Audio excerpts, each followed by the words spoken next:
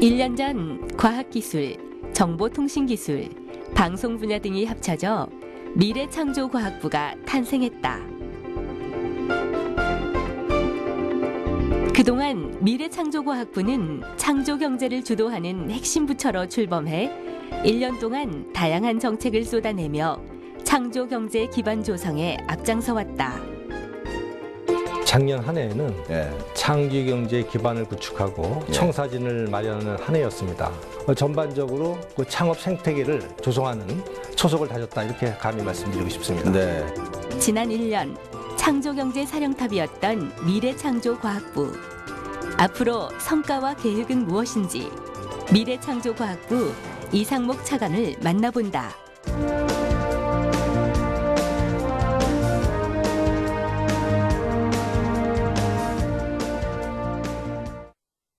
네, 창조경제란 말이 등장한 지도 어느덧 1년이 훌쩍 넘어섰습니다. 아직도 무슨 말인지 잘 모르겠다는 사람들이 있는가 하면 이제 좀 뭔지 알 것 같다는 분도 계십니다. 오늘은 이 창조경제 1년 그 성과를 짚어보는 시간 마련했습니다. 이 자리에 미래창조과학부의 이상목 차관 모셨습니다. 안녕하십니까? 네, 안녕하세요. 요새 많이 바쁘실 텐데 이렇게 나와서 고맙습니다. 아유, 별 말씀. 창조경제, 제가 말씀드린 것처럼 좀 아직도 좀 그 윤곽을 잡기 힘들다는 분들도 많거든요, 사실. 그렇지만 또 우리 미래부는 또 열심히 또 지난 1년을 달려왔습니다. 그동안 어떤 일을 하셨는지 좀 간단히 말씀해 주시죠. 작년 한 해에는 창조경제 기반을 구축하고 청사진을 마련하는 한 해였습니다. 우선 잘 아시는 것처럼 그 모든 부처가 참여해서 창조경제 실현 계획을 만들었고 또 이제 9월 말에는 창조경제 타운을 사이트를 오픈을 했습니다. 그래서 거기서 이제 국민들 모두가 자기의 아이디어를 통해서 실질적으로 사업이 될 수 있는 그런 가능성을 보여줬다고 생각을 합니다. 그리고 이제 주요 성과를 말씀을 하셨는데, 기본적으로 그동안 우리가 창업을 할 때에는 이 실패하면 어떨까 하는 두려움이 있었거든요. 그런 두려움을 없애주기 위해서 연대보증제도를 폐지한다든지 또는 본인이 실패를 해도 과거 같으면 사업자금을 대출을 받았지 않습니까? 그렇죠. 이제는 대출이 아니고 그 엔젤 투자 자금을 많이 확보를 해서 이제는 좀 부담 없이 창업할 수 있는 그런 환경을 조성했다고 생각을 합니다. 그리고 그 이외에도 그 많은 분들이 이러한 투자에 많이 참여할 수 있도록 M&A 제도를 개선을 했다든지, 또 잘 아시는 것처럼 코넥스 시장이라고 아시죠? 우리 그 중소기업들이 자기 주식을 갖다 시장에 내놓고 자금을 회수할 수 있는 그러한 이제 시장도 개설을 했고, 전반적으로 그 창업 생태계를 조성하는 초석을 다졌다, 이렇게 감히 말씀드리고 싶습니다.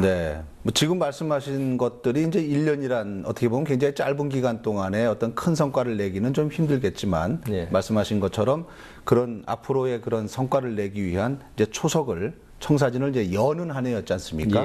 그렇다면 이제부터는 본격적으로 우리 창조경제의 그 성과나 과실이 나와야 되는 단계다, 이런 말씀들이 많거든요.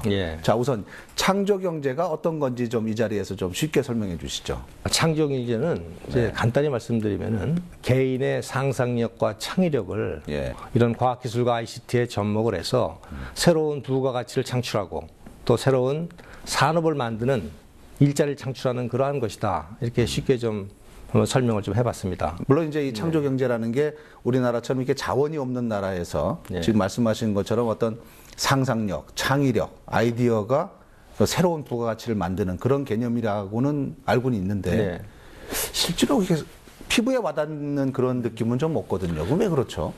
잘 아시는 것처럼 이제 그 경제 성장, 또 경제에 대한 그 기여도, 이런 것들이 과거에는 노동과 자본에 의존했지 않습니까? 이제는 기술 혁신으로 그 무게 중심이 옮겨오고 있거든요.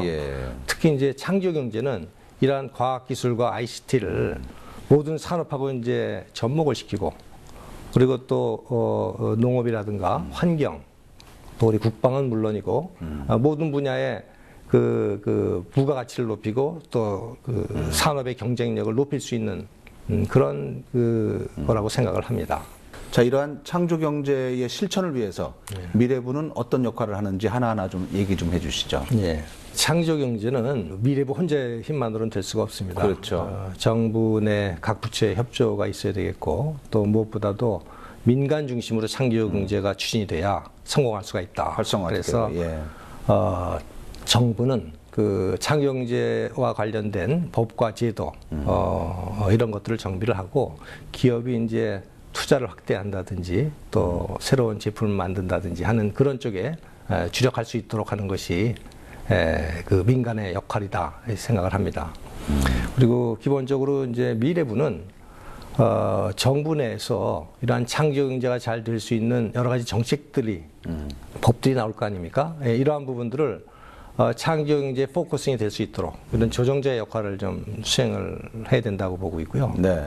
또 창조 경제의 토양이 되는 것이 이제 과학기술과 ICT거든요. 네. 그래서 이제 과학기술과 ICT를 그 역량을 기초 역량을 튼튼히 하는 그러한 그 지원자로서의 역할. 지원자. 네. 예. 그다음에 마지막으로는 민간이 창조 경제의 그 지역이 될 수 있도록 촉진하는 그런 역할을 우리 미래부가 담당해야 된다고. 조정자, 지원자, 촉진자. 예. 예. 그 세 가지 역할이 삼위일체가 되면 큰 시너지가 기대돼도 되는 겁니까? 기대를 좀 해보십시오. 예.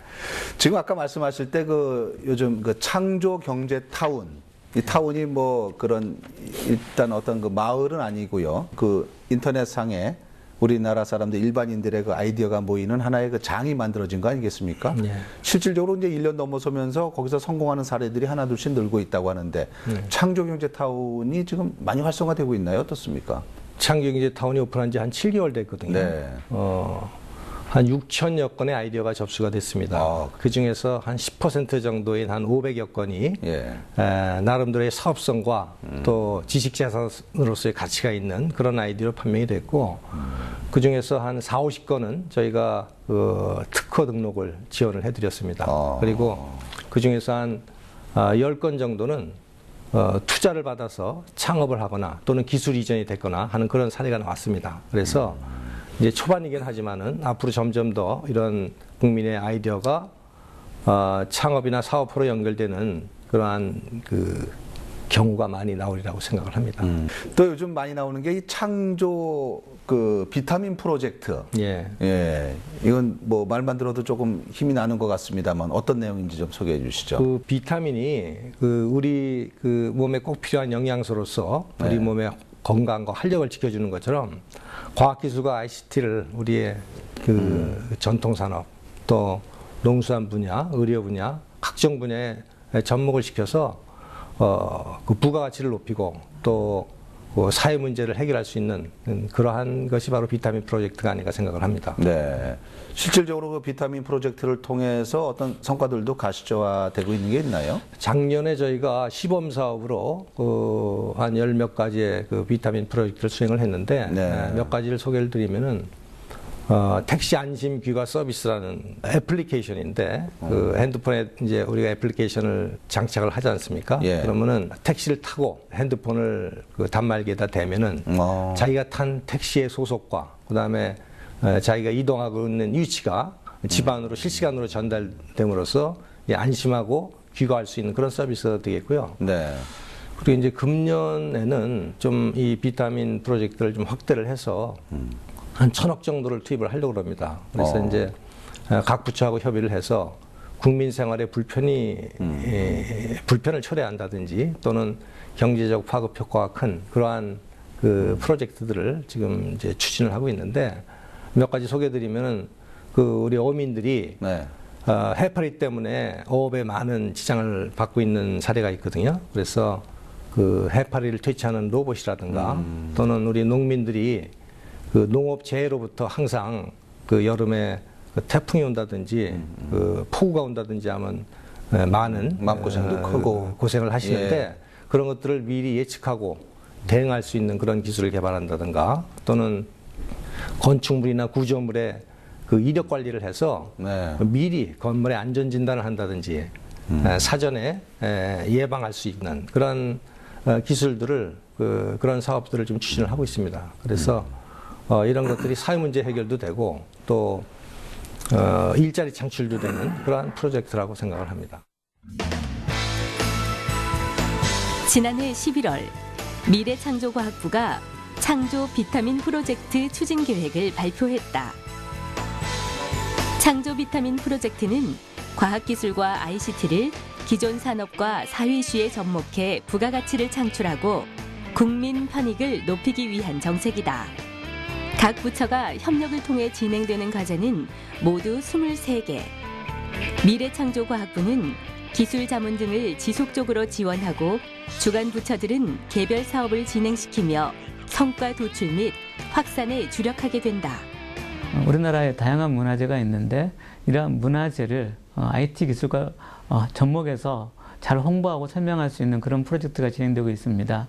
예를 들어서 증강현실이나 위치 기반 서비스를 이용해서 관람객이 문화재에 방문했을 때 자기 위치를 파악해서 그것이 어떤 문화재인지 그리고 어떤 배경을 가지고 있는지를 스마트폰을 통해서 자연스럽게 안내해주는 그런 서비스를 하고 있고요. 특별히 무엇보다 외국인들이 많이 오게 되는데 외국인들에게 가장 유용한 서비스가 스마트폰을 이용한 문화유산 관람 서비스인 것으로 저희가 기대를 하고 있습니다.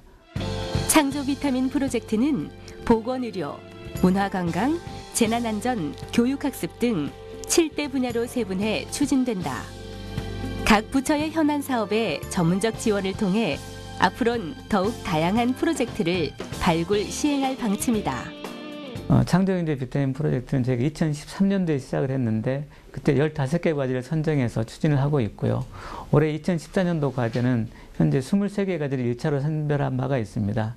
그렇지만 비타민 프로젝트는 앞으로도 계속 새로운 과제를 선별을 해서 그 사회 문제에 도움이 되거나 경쟁력 향상에 도움이 되는 과제들은 지속적으로 발굴해서 앞으로 확대시켜 나갈 계획입니다.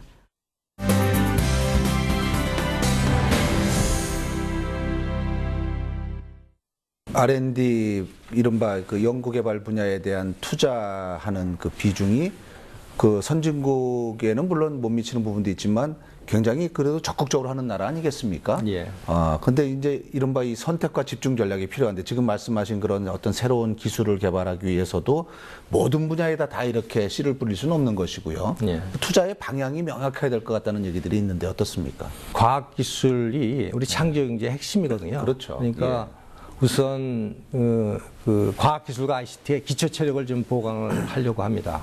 그래서 이제는 이제 기초과학 분야에 대한 투자를 2013년도에 그 정부 R&D 투자 비중의 35%였었는데 네. 이걸 저희가 2018년까지 그 40%까지 확대를 하려고 합니다. 아유, 예. 그리고 이제는 연구개발의 성과가 우리 모든 국민들이 혜택을 누릴 수 있도록 공공기술이라든가 복지기술 또 이런 분야 그리고 이제 미래 성장 동력 분야 그런 분야에 투자를 해야 될 것 같고 그다음에 그 차경제에서 특히 중요한 게 우리 중소기업 아니겠습니까? 그렇죠. 우리 산업의 허리를 담당하고 있고 또 많은 일자리를 제공을 하고 있기 때문에 이러한 중소기업들이 기술력으로 무장할 수 있도록 중소기업의 지원을 통해서 기업이 해외에 진출할 수 있는 강소기업으로 육성하는 것. 네. 그것이 또 우리 R&D 투자의 하나의 방향이라고 생각을 합니다. 지금 보면 우리가 이제 이 창조경제의 핵심 중에 하나가 ICT 기술, 이른바 정보통신 기술을 말을 하는데 네. 우리가 이제 인터넷 강국 코리아 뭐 이런 말도 합니다만은 이 소프트웨어라든가 콘텐츠 분야에 대한 투자가 그 중에 핵심이 아닌가 하는 생각이 들거든요. 네. 우리가 그런 어떤 원천 기술 그런 것들을 개발하는데도 좀 많이 관심이 필요할 것 같습니다만 어떻습니까? 소프트웨어 산업 육성이 또 창조경제에서 빼먹을 수 그렇죠. 없는 중요한 분야거든요. 예. 그래서 이번에는 저희가 이 소프트웨어와 관련된 그 인재 양성, 또 산업의 육성, 또 생태계 구축이라는 이러한 좀 일관적인 총체적인 그러한 전략으로 좀 접근을 해보려고 합니다. 그래서 우선 인력 양성과 관련해서는 초중등 학교 때부터 어렸을 때부터 우리 청소년들이 그 소프트웨어에 접할 수 있도록 소프트웨어 교육을 좀 강화를 하고 또 잘 아시는 우리 마이스터고 있지 않습니까? 네, 네. 마이스터고를 이제 소프트웨어 전문 마이스터고로 지정을 해서 우리 고등학생들의 그 소프트웨어 역량을 좀 강화를 시키려고 합니다. 그리고 또 소프트웨어 산업과 관련해서는 우선 기본적으로 우리가 그 정부에서 기초 기술을 좀 개발을 해가지고 보급을 좀 하고 또 소프트웨어 산업이 육성할 수 있는 투자 펀드도 많이 좀 제공을 좀 해주고 또 창업을 할 수 있는 그 전문 기획사들이 있어요. 그런 기획사들을 좀 많이 만들어서 소프트웨어 기업들이 창업될 수 있도록 좀 그 지원도 하고 그러려고 합니다. 그리고 이제 정부는 또 이러한 소프트웨어 산업이 이 생태계가 좀 그 밑거름이 좀 잘 될 수 있도록 우리 문제가 되고 있는 게 그 소프트웨어 그 제값 주기 운동 안 하고 있거든요. 그래서 소프트웨어를 이렇게 싸게 살려고 하지 말고 제값 주고 사고 그다음에 소프트웨어 관리율도 저희가 작년에 7%에서 10%로 올렸습니다. 그러면 아무래도 우리 소프트웨어 종사하는 우리 그 중소기업들의 그 내수 시장이 확대가 되기 때문에 앞으로 그 역량을 강화하는데 큰 밑거름이 되지 않겠나 그런 생각을 합니다. 자, 대전 이른바 이 대전과 대덕에는 우리나라 이 과학기술의 메카 대덕연구단지가 있습니다. 네. 대전에서는 얼마 전에 또 공공기관장 간담회도 하시고 또 어떤 혁신센터도 오픈하고 그러셨는데 대전 이야기 좀 해보겠습니다. 예, 예. 대전 가보시면 요즘 느끼시는 게 어떠세요? 우리 출연연들 또 고민도 많고 그러던데. 요즘 출연연이 많이 달라졌습니다. 달라졌습니까? 이제 잘 아시는 것처럼 과거에 우리 출연연은 연구하고 그 연구로서 이제 마쳤거든요. 근데 지금은 이제 그거 가지고는 출연연의 역할을 다 하지 못하고 있다. 출연연이 갖고 있는 기술들을 빨리 산업으로 연결시키는 그런 노력이 제일 중요하거든요. 그래서 저희가 기술 지주회사, 출연연 공동의 기술 지주회사를 만들어서 출연연이 갖고 있는 기술로서 기술을 기업에 이전하고 또 이전된 기술이 사업화로 연결되고 또 창업으로 연결되는 그러한 그 플랫폼을 좀 구축을 하려고 하고 있고요. 그래서 앞으로 한 10년 내에 수백 개의 아마 연구소 기업이 탄생되는 걸 목표로 지금 하고 있습니다. 지금 말씀하시는 것처럼 출연연에 대한 관리 감독을 강화하는 것도 필요하지만 또 일각에서는 그래도 우리 출연연이 우리나라 과학기술이 이만큼 성장하는데 가장 중요한 역할을 했는데 좀 이렇게 어떤 그 동료도 필요하지 않은가 이런 의견들도 있거든요. 출연연의 역할에 대해서는 어떻게 생각하세요? 사실 출연연이 사실 우리 그동안에 우리 경제 발전, 산업이 여기까지 발전하는데 큰 역할을 했죠.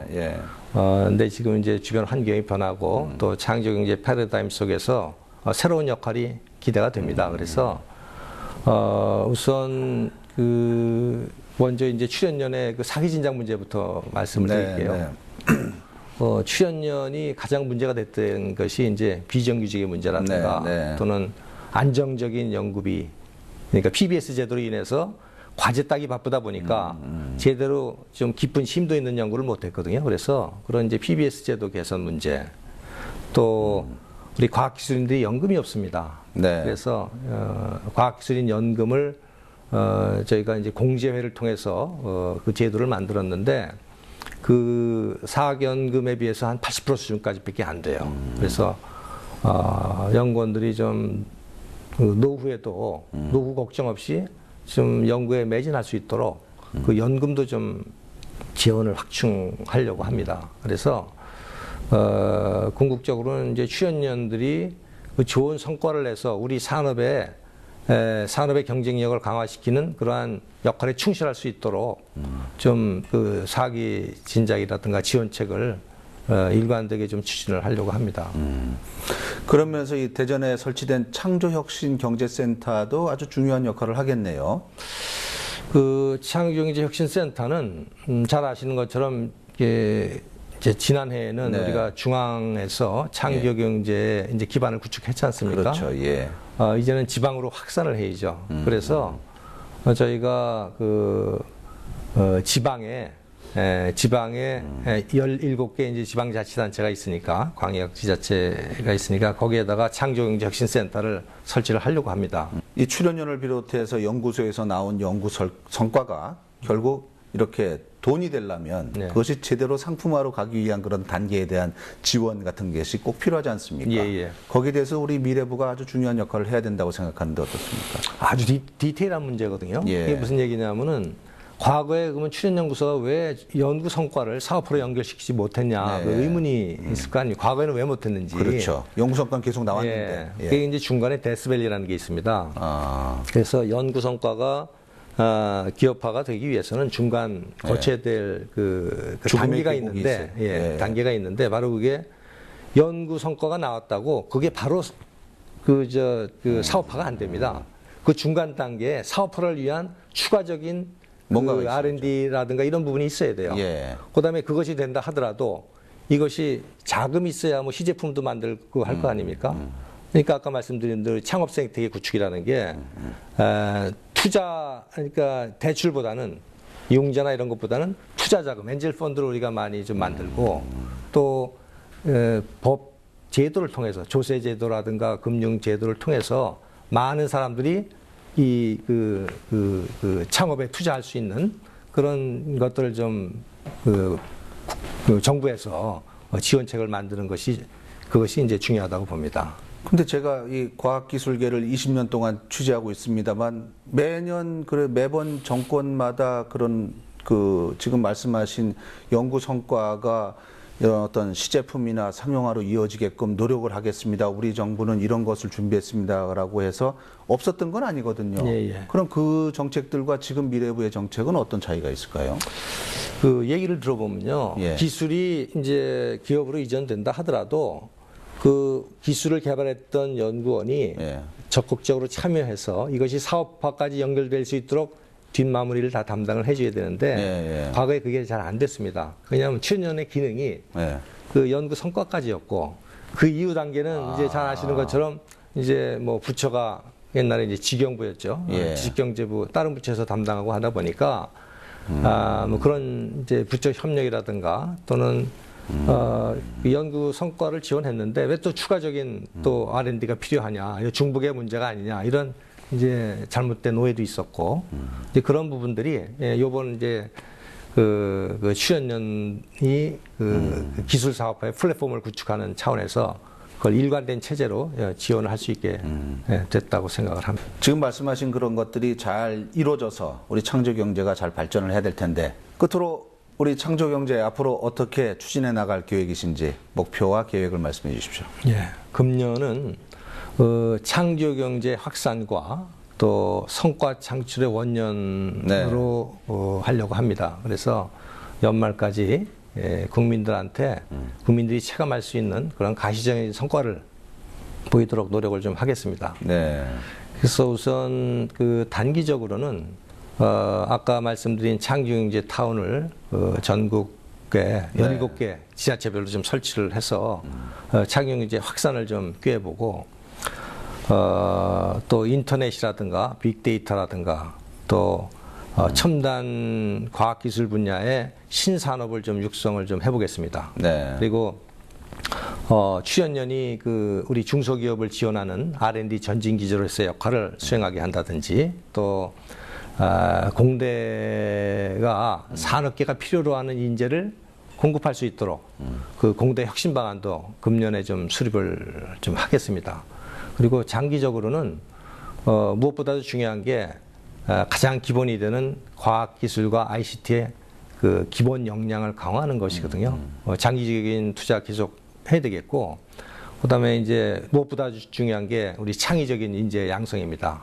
그리고 더 나아가서 우리 미래 먹거리가 되는 성장 동력 발굴에도 게을리하지 않겠습니다. 지금도 열심히 하셨습니다만 뭐 지금 말씀하신 내용 추진하시려면은 쉴 틈이 거의 없으실 것 같은데 아무쪼록 건강 잘 챙기시면서 하나하나 따박따박 이뤄가시길 부탁드리겠습니다. 오늘 말씀 감사합니다.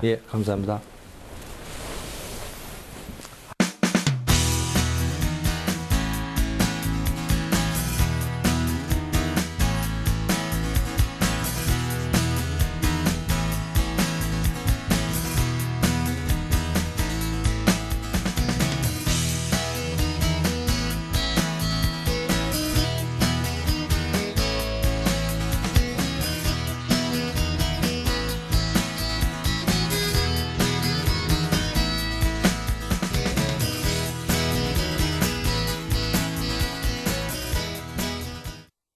네, 창조 경제는 자원이 없는 우리나라가 미래를 살아갈 필수 성장 동력입니다. 이 무한한 상상력이 큰 부가가치를 만들어내는 창조 경제의 성공을 기원하면서 오늘 순서 마치겠습니다. 고맙습니다.